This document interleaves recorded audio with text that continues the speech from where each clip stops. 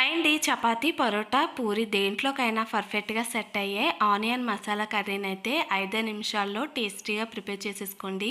మనం ఎప్పుడూ చేసుకునే ఆలు కర్రీ కన్నా ఈ ఆనియన్ మసాలా కర్రీ చాలా టేస్టీగా ఉంటుంది.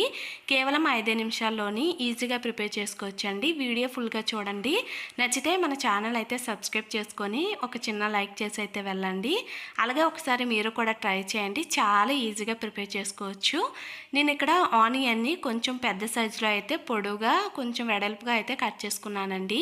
సో ఇక్కడ నేను ఒక 3 ఆనియన్స్ వరకు కట్ చేసుకున్నాను. ఇప్పుడు వీటిని ఆయిల్లో వేసుకొని లో ఫ్లేమ్లోని ఒక 2-3 నిమిషాలు కొంచెం మెత్తబడి కలర్ చేంజ్ అయ్యేంత వరకు వేగించుకుంటే సరిపోతుంది. ఇలా కొంచెం మెత్తబడి కలర్ చేంజ్ అయిన తర్వాత ఒక ప్లేట్లోకి అయితే తీసేసుకోవాలి. సో ఇలా తీసుకున్న తర్వాత అదే ప్యాన్లోని ఇంకొక 2 స్పూన్ల ఆయిల్ అయితే వేసుకొని మళ్ళీ కొంచెం జీలకర్ర ఆనియన్స్ని సన్నంగా కట్ చేసి వేసుకొని ఈ ఆనియన్స్ గోల్డెన్ కలర్ వచ్చేంత వరకు వేగించుకోవాలండి.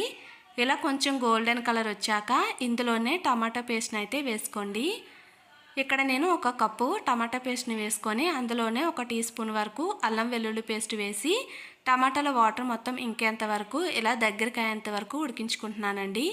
మూత పెట్టి ఒక 2 నిమిషాలు ఉడికించుకుంటే మనకి టమాటాల వాటర్ మొత్తం ఇంకిపోయి ఇలా కొంచెం చిక్కబడుతుంది. దీంట్లోకి ఇప్పుడు తగినంత సాల్టు, కారము, అలాగే ఒక పావు టీ స్పూన్ వరకు పసుపు, ఒక టీ స్పూన్ ధనియాల పొడి, ఒక టీ స్పూన్ గరం మసాలా వేసుకొని ఒక పావు కప్పు చిక్కటి పెరుగునైతే వేసేసుకోవాలి.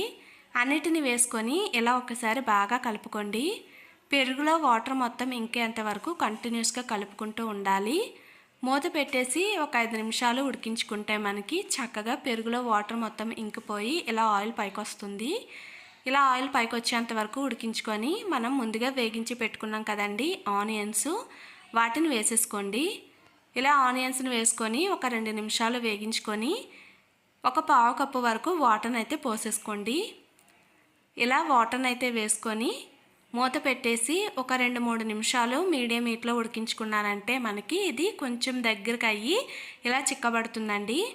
సో ఇలా చిక్కబడేంత వరకు ఉడికించుకోండి. కాస్త చిక్కబడిన తర్వాత ఇందులోకే కాస్త కసూరి మేతి అలాగే కొద్దిగా కొత్తిమీరని వేసుకొని కలుపుకోండి. సింపుల్గా మసాలా ఆనియన్ కర్రీని అయితే ఈ విధంగా ప్రిపేర్ చేసుకోవచ్చండి. మనం ఎప్పుడూ చేసుకునే ఆలు కర్రీ కాకుండా ఒక్కసారి డిఫరెంట్గా ఇలా చపాతీ, పరోటా దేంట్లోకైనా సూపర్గా ఉంటుందండి. ఈ ఆలు మసాలా కర్రీ కాకుండా ఒకసారి ఆనియన్ మసాలా కర్రీని ప్రిపేర్ చేయండి, చాలా బాగుంటుంది. నచ్చితే సబ్స్క్రైబ్ చేసుకోవడం అయితే అసలు మర్చిపోద్దండి. Thank you.